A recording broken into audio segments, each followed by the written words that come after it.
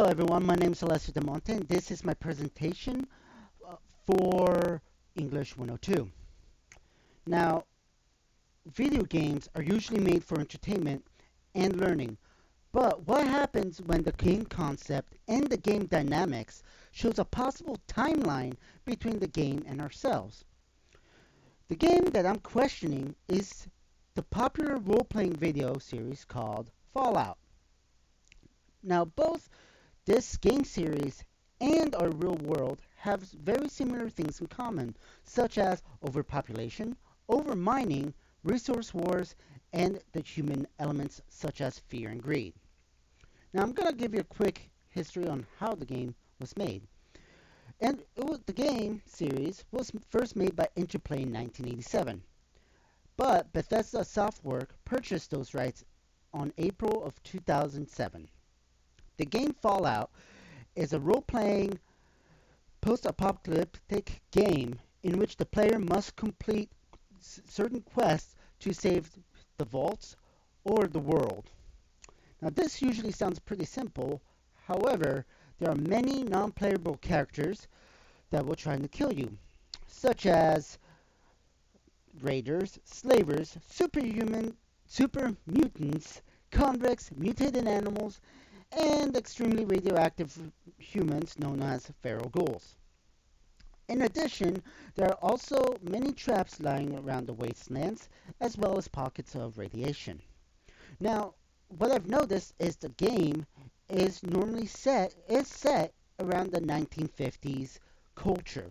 So there'll be the songs such as I Don't Want to Set the World on Fire by the Ink Spots and Maybe, along with Porter's Anything Goes and Sid Phillips' Boogeyman. Now, this game starts right after World War II. The United States dissolves and becomes the Commonwealth, and the Commonwealth was focused more on military manufacturing rather than conservation of resources. Now, in the gameplay, on one of the computers, it shows this statement. In 1952, the UN was completely dismantled, thus starting the resource wars. Both Europe and the Middle East fought over the oil, and it didn't end until 2060. After the war, the European countries started to attack each other for what was left of the oil. In 2066, there was a huge energy crisis in both the US and China. While the US at that time had fusion power, not fission, but fusion, China didn't. Thus, China attacked Alaska, causing Operation Anchorage. After 2070, the Commonwealth got Alaska back, causing China to fall back, and the Commonwealth then attacked China, mainland China. Now, during that time, the Commonwealth, along with Vault-Tec Industries, started building underground vaults just in case of nuclear, biological, and chemical attacks. Finally, after years of combat, a country launched its nuclear weapons. This caused a chain reaction of other countries launching their nuclear weapons. And according to the DLC's Old World Blues, the Great War started on October 23rd, 2077. Now, the wars started, the in-game war started when there was no more resources such as oil, gas, coal, farmland, food, pretty much etc. Now, all these they will run out over time, especially with overpopulation. And according to James Randerson of The Guardian, the Iraq War was just the first of the century's resource war, in which powerful countries use force to secure valuable commodities for themselves. Also, Stephen Lenman of the Global Research says, oil is especially valued. No one's sure how much of it is left. America, China, Russia, and other major nations want to control over as much as possible. They're all going to get it, Productive farmland is scarcer in more areas from overuse, desertification, urbanization, and other forms of destructive overconsumptions. Now, oil is especially important. This, according to Professor Rhodes, he states that oil provides the petroleum and diesel that runs practically all of the world's transportation. Moreover, everything we depend upon, literally everything, food, materials, clothing, computers, mobile phones or cell phones, and pharmaceuticals, etc., from our daily existence is underpinned by a plentiful supply of cheap crude oil. So the loss of this provision is going to have a profound and shattering effect on human civilization. Now, in the game, there was after the war, they went back to the trading economy. They will trade bottle caps as well as high-tech weapons and armor for equipment such as food and water. Now, food can also be weaponized either by contamination or restricting it. And according to World Hunger, food shortages and famine deaths occur when adversaries starve opponents into submission. Acts of siege warfare, including seizing and destroying food stocks, livestock, and other assets in food production regions, cutting off marketed supplies of food in these other regions. Also, now, this was actually actively shown in Fallout 3 New Vegas. In the game, such factions such as the New California Republic will force people to migrate so they can make way for farmland. Most of these farms will hold Brahmin or mutated cows. However, during the Battle of Bitter Springs against the Great Khans, one of the factions, the New California Republic destroyed their supply line, forcing them to leave. Now, both the real world and the game have has huge overpopulation issues. But how does overpopulation cause massive problems?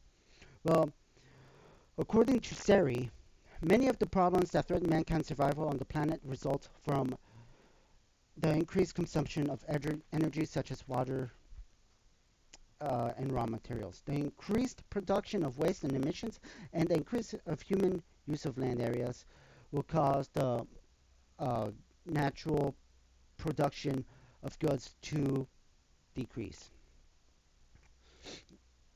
Okay. Now, also in the game is talks how China was running low on resources as well as the Commonwealth. Now, just like in the game, the control and exploitation of natural resources is essential to make life easier for humans. Also in the game, the humans of the real world will do anything to achieve this. The question is why? Now, according to Richard T. Richard F. Taftlinger, author of The Sociological Basis of Greed, states the definition of greed is an extreme or excessive desire for resources, especially for property such as money, real estate, and other symbols of wealth. Here we run into two problems, defining excessive and defining wealth, especially in the terms of human psychology. In basic terms, excessive is possessing something to such a degree it's harmful. Now, also in the game, you can clearly see that most people will do anything to survive. For example, the raiders will attack caravans just for their supplies. There's also another element of emotion in the game. The emotion is fear. In 1950s, real world 1950s, Senator McCarthy caused a mass hysteria over the U.S. population. This was called McCarthyism, or better known as the Red Scare, in which, according to U.S. history, McCarthy capitalized on national paranoia by proclaiming that communist spies were omnipresent and that he was the only American's salvation. Now, in the Fallout, the computers in the game, uh, along with other poster of the games, proves that the culture in the game matches the real world. Also, the biggest thing that I saw was the lack of energy.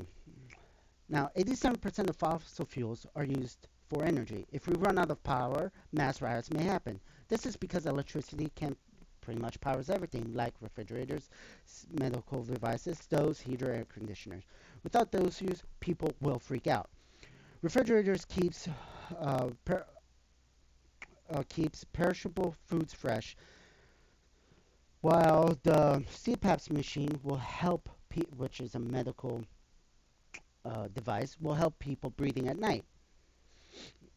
Now, also, according to CNN, in 2015, there was a huge heat wave gripping India, which killed 2,330 people. And also, according to Muhammad Khan, editor of The Freezing Temperature, uh, at least 10 people have died from the cold winter in Chicago area alone. According to that statement is from the Cook County medical officers. After a 51-year-old man was found dead in Milwaukee, a 58-year-old homeless man was found near dead on a liquor store. Now, even people themselves are a valuable resource. The ancient Romans fought for pretty much slaves. Now, during the early republic, this is from the History Channel. During the early republic, the Roman state grew exponentially in both size and power. Though the Gauls sacked and burned Rome in 390 BC, the Romans rebounded under the leadership of military hero Camillus, eventually gaining control of the entire Italian peninsula by 264 BC. Wow, harsh. Now, there's a bunch of information that I wish I could tell you. However, I got limited amount of time, so I will leave a link to the copy of what I wrote. Now, hopefully you know that wars have been fought for centuries over any kind of resources, whether it was oil, coal, gas, water, land, people, or sometimes cultures. Some wars were fought for greed, while others were, as the wars in Africa, are fought for basic survival of food. Whether we run out of natural resources to sustain ourselves, or we will fight for the last drop of black gold, hope, we will never know, because the consequences will be dire. The questions will still remain. At this rate, because will fallout become our future? We may never know, but I do know one thing, that humanity will always have wars for resources because of greed, overpopulation, the basic will of survival, and usually war. War never changes.